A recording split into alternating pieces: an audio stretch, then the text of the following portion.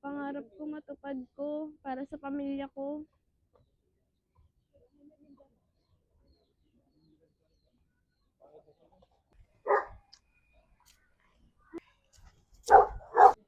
Uy, may bulala ako na nahulog.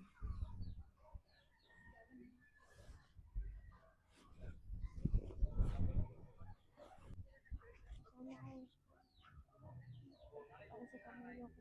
Para sa pangarap ko matupad ko. Para sa mayahon ng pamilya ko sa kahirapan. Kahirapan mo.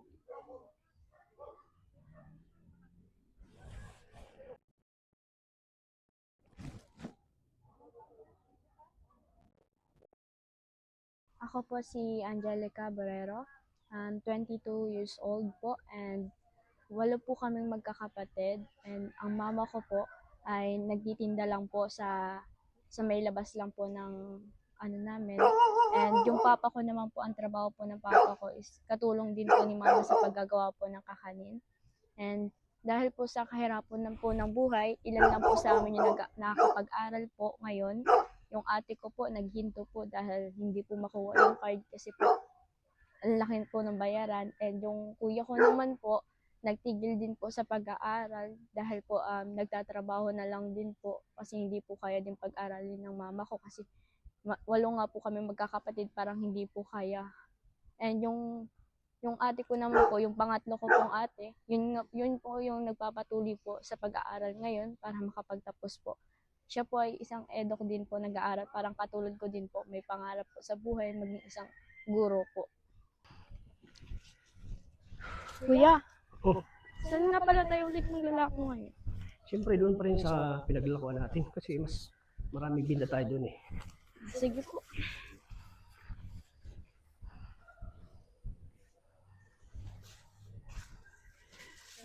Tara, kuya. Sana talaga, kuya. Swertein tayo sa pagtitinda. Oo naman, kasi kailangan talaga natin sa pag-aaral natin eh. Kaya nga. Kaya lalo pa natin pagsikapan, Angelica. Huwag tayong susuko. Lalo na, ang dami ngayon po yung gastusan baga sa pag-aaral. Oo. Mga project namin. Kaya dapat talaga makapag-ano tayo bukas, makapagtinda tayo ng maayos, tapos makapaubos tayo ng tinda. Oo. Di tayo hanggat natin naubos ang paninda natin. At siyempre, kailangan talaga natin magsikap. Lalo na ikaw nag-aaral. Kailangan magpambaon sa araw-araw. Ano na nga yung first year ko na eh, dami din gastusan, kuya. Oo, kaya lalo nating sipagan yung pagtitinda natin ng kakanin. Ay. Pagod. Layan mo na natin. Ay nako, sa'yo na kasi Angelica. Siguro nangangarap naman yun. Eh, nako. Pasok ko na nga ito. Ay. Dapat pag mangarap, sabayan ng pagsisikap at kilos. Ay. Ay nako.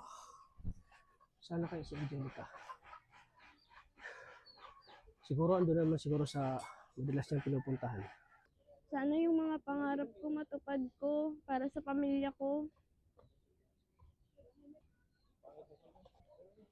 Uy, may bulala ako na nahulog.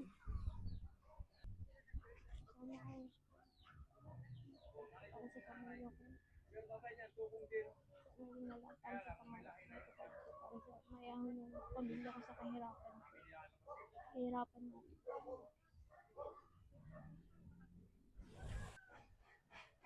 Eh, papuntahan na nga si Angelica. Sana kaya yun. Ay, naku Angelica. Andiyan ka na naman. Anong ginagawa mo dyan? Wala, kuya. Ano lang, nakakapag-isip kung ano ba. Mangarap ka na naman, no? Mm. Dapat kung mangarap ka, sabayan mo ng sipag at tiyaga. Siyempre, kilos. Yun naman, kuya, ang ginagawa ko. Kita mo naman, di ba, nagtutulong tayo sa pagtitinda. Araw-araw natin yung ginagawa kahit na sobrang init. Naglalakad tayo papunta hanggang tindahan. Kaya pala bigla ka nawala dun eh. Nakakapag-ano lang din ako kuya. Parang tumitingin ako sa langit para marinig naman kung sinong nasa langit, yung mga pangarap ko matupad. Siyempre naman, saan pa tayo lalapit hindi sa Panginoon. Tsaka, believe naman ako sa'yo kasi masipag ka naman. Ganun talaga kuya, kaya dapat ano lang, more sipag lang para yung pangarap matupad ba. Lalo na, dami namin magkakapatid. Na ano nga ako nai-stress nga ako kasi sa sobrang dami namin magkakapatid. Parang yung mama ko, ako na lang naawa sa mama ko sa kakatinda. Kaya minsan tumutulong na lang talaga ako. Tapos minsan ako nagbabantay, nagtitinda. As in dati talaga kuya, ginagawa ko talaga. Napatigil talaga ako sa pag-aaral dati dahil lang sa pagtitinda. Yun, para mayahon yung pamilya ko, yung mga kapatid ko makakain sa tatlong beses sa isang araw. Kaya sobrang hirap din. Siyempre, kailangan din natin magtulungan. Kaya Kasi andito lang ako para sa iyo, Angelica, bilang kuya mo. alam ko naman yun kuya, kaya nga tingin ko din kasi hindi ko akalain na nandyan ka. Tumutulong din sa akin, lalo na sa mga gawain sa paggawa ng kakanin. Kaya thank you din kuya kasi minsan may nasasandalan ako. Pag once na nahihirapan ako, nandyan ka para tulungan ako. Siyempre naman, sino naman ang magdadamayan at magtutulungan kundi tayo lang magkakapatid. Kaya nga, Tara na nga. Tara. Marami pa tayong gagawin doon. Magagawa tayo palang kakanin. Sabi ko na nga, diyan ka lang pala. Yun nga.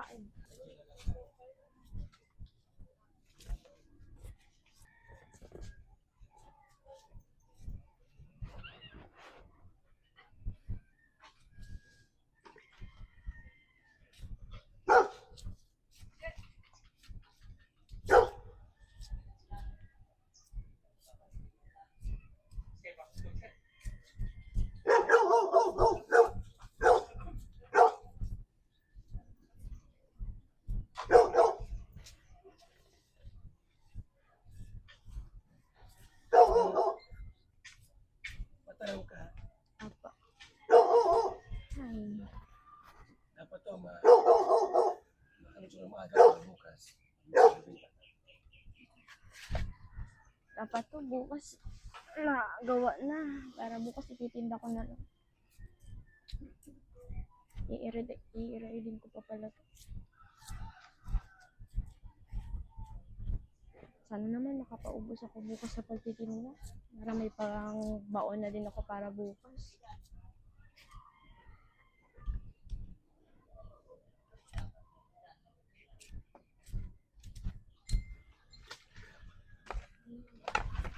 Rami-rami pa to.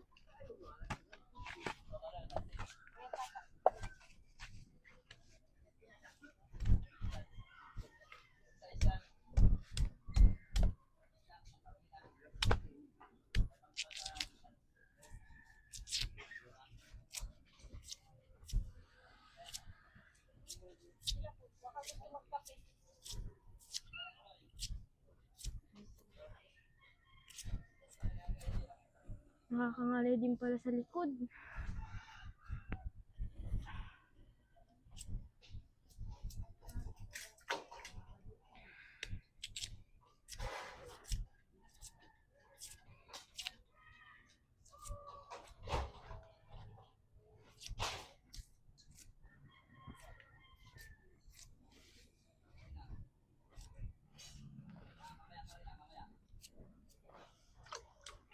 Marami-rami na kaya.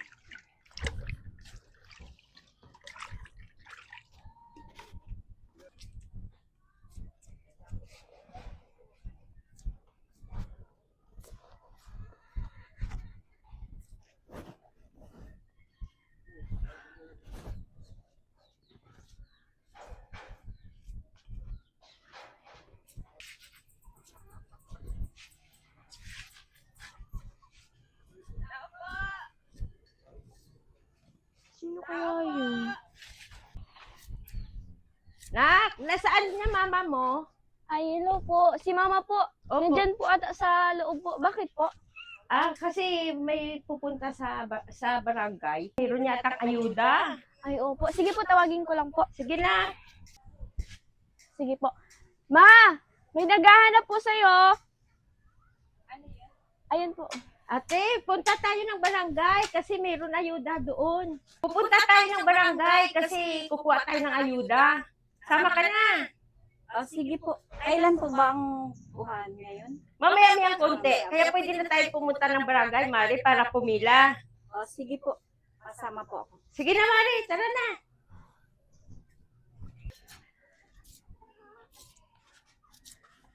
Oy, Angelica. Po. Mamayang gabi pala, alis ako. Nasaan ka, kuya? Kasi may pupuntan ako eh. Manood ako ng concert. Ano oras ka na po makakauwi nun? Siguro, mga madaling araw na. Kuya, agahan mo kasi alam mo na magtitinda pa tayo bukas. Kita mo naman, may pasok pa ako pagkahapon. Umaga lang ako pwede magtinda kasi nga, yun lang yung time ko para makapagtinda tapos makakuha ng pambaon, pamasahe. Oo naman. Alam ko naman yun. Yun, papayag naman ako kuya, basta agahan mo lang bukas ha. Tsaka kailangan ko rin mag-enjoy. Alam mo naman, binata ako, di ba? Sana all nakapag-enjoy ka talaga. Tsaka, puro lang tayo. Oo nga eh. Kahit nga din Titinda na ako, nga kanina. Kailangan natin lumabas eh. kahit nga din ako parang nauumay na sa paulit-ulit na ginagawa natin. Pero wala naman tayo ibang pagkukunan ng, di ba, ng pera, kundi ito lang. Oo. Kaya talagang go lang, kaya pag kaya pa. Baka may pera ka dyan, Angelica. Pera mo na. Kuya naman, gabi ka naman. Kita mo naman nag-iipon pa ko para sa pang-tuition ko. Kasi kulang tong pera na pang ano ko sa barkada ko eh. Sorry kuya, di kita mapapayaran kasi nag-iipon talaga ako para sa tuition ko. Malapit na yung date mo. Mabayaran na kami. Kaya wala din. Kaya nga Kasi- magtitinda ako bukas para may pangdagdag ako sa ipon. Mahal kasi yung pag-interest ng concert eh. Eh, tama-tama lang yung pera na ano ko. Baon ko. Ano yan? Pera mo na. Hindi nga pwede kasi kukunti pa lang naiipon ko para sa pang-tuition ko. Kulang na kulang pa nga yung kuya. Sige na. Malis na ako. At kailangan ko Sige na na maalis. kuya, mag-ingat ka. Basta agahan mo kuya. Oo naman kasi, Magtitinda pa tayo bukas. oo naman, agahan ko. Basta, Sige na. alis na ako. Oo, ingat ka kuya. Sige, bye-bye. Bye-bye. Enjoy. Ay, nako. Ang daming kong gastusin kahit na first year college pa lang ako. Kaya dapat talaga magsisipag ako magbalat pa rin ng kamuting kahoy, magtinda, para lang may pambaon ako, tapos pamasahe. Ilan kaya ako makakaipon ulit talaga nung malaki-laki? Nung hindi ko na kailangan magtinda, para pamasahe ko lang, pambaon, panggastos sa mga project ko. Grabe talaga. Pag pinangarap ka talagang mahirap, talagang. Pero, sana talaga matupad yung pangarap ko. Nagsasalita po ako? Ay, grabe talaga ang buhay ngayon. Maghuhugas pa pala ako nitong kanggos. Iiraidin ko pa. Tapos, magkikinit pa ako ng dahon. Ang dami ko pa palang gagawin bukas para makapagtinda din ako. Ano na kaya si Kuya? Sana maaga naman makauwi siya para makatulong sa akin. Ang dami ko pang gagawin. Kailangan ko pang gumising ng madaling araw para lang magkayod. Dapat may lagayan ako. Lagayan daw! Mama, lagayan!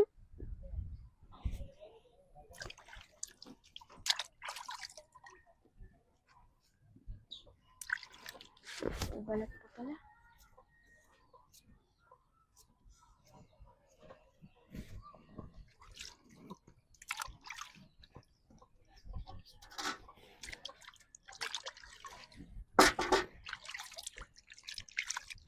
Kailangan ko na mahugasan to para ma-raid ko na kaagad.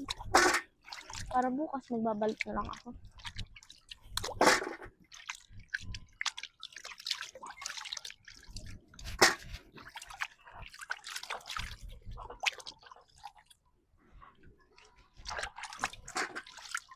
Medyo marami-rami to. Buti na lang, may nabili pa akong kanggos para may pantinda ako bukas.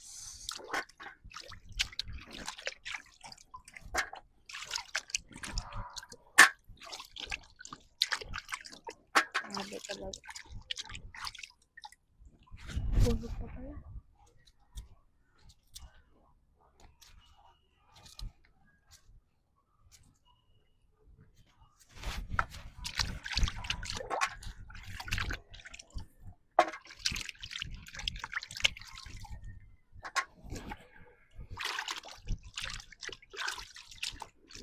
Kailangan talaga sisipagan ko na para makapagdapat ko ng pag-aaral. Ang hirap pala pag nag-aaral ka habang nagtitinda.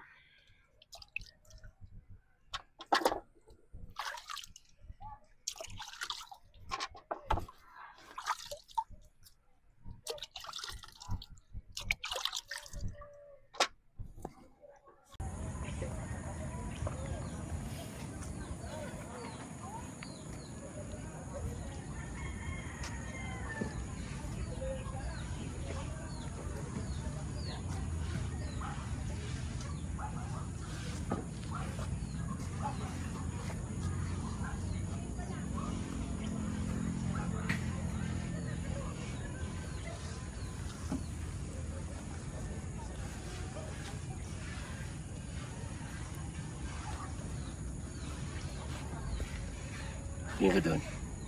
Tingin ka doon.